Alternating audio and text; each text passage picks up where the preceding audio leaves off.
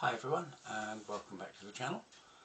In case you don't know, I'm Richard D, writer of speculative fiction, and I'm just sharing a few short stories and flash fiction with you on this channel.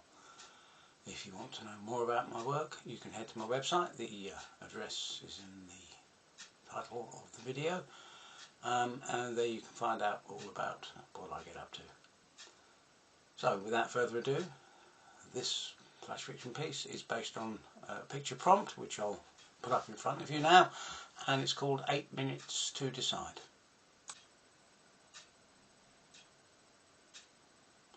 When I bought the apartment on the 97th floor, I never expected to hear traffic noise, nor did I expect the neighbours to keep me awake.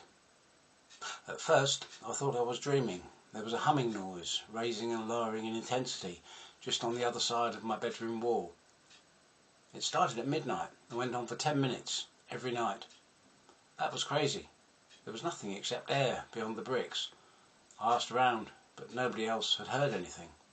The apartment below me was empty. It went on every night and started to keep me awake. I pressed my ear to the wall. There was definitely traffic on the other side. I could hear cars and people talking. I decided it must be an effect of the building, some sort of acoustic anomaly. The walls were reflecting the noise from the street below me, or something. It was all it could be. Over time, it started to get louder, as if the wall was thinning and letting more and more noise in. After a month, I was getting to the point where I couldn't take it anymore. It sounded like I lived in the middle of a city, not high up in the air.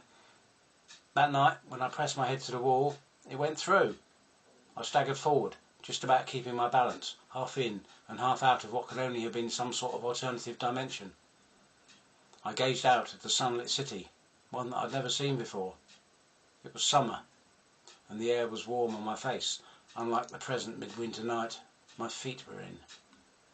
Huge buildings soared. Cars floated and whizzed past in both directions. They weren't just close to the ground, they moved about on multiple levels. Looking from side to side, I could see that my head and shoulders were emerging from a brick wall at the front of a building. A child suddenly screamed, "Look, Mummy! There's a man in the wall!" I'd been spotted. In haste I scrambled back to the familiarity of my bedroom. I sat on the bed and shook. What was going on?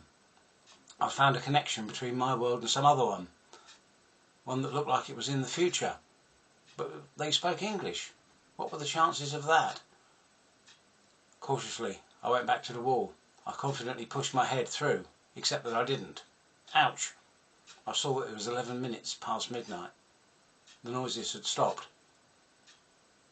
There was no sleep for me that night. I went over and over it all in my head. Should I go and explore? Would I be able to get back? Did it matter? I had nothing to keep me here. I was in a dead-end job without a family. All I had was the apartment and its monthly costs. As midnight approached, I was ready to move into the world through my wall. Everything I valued was in a bag on my back. Then on time, the noises started up. I went to the wall, pushed my head through, followed by the rest of me. Now I stood in the city. It was a different season. The air felt colder, and the damp streets shone in moonlight. The cars still moved about. They looked even more futuristic than I remembered from my brief glimpse yesterday. I'd appeared in front of an old woman. She didn't look surprised at all. She looked relieved. Around her were the signs of a camp, a sleeping bag, blankets and boxes. "I've been living here, wondering if I'd ever see you again," she said. "I was a child when you appeared through that wall. Nobody else saw it, and nobody ever believed me.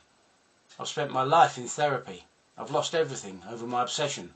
People said I was crazy. I live here now." "It was only yesterday," I said. She shook her head.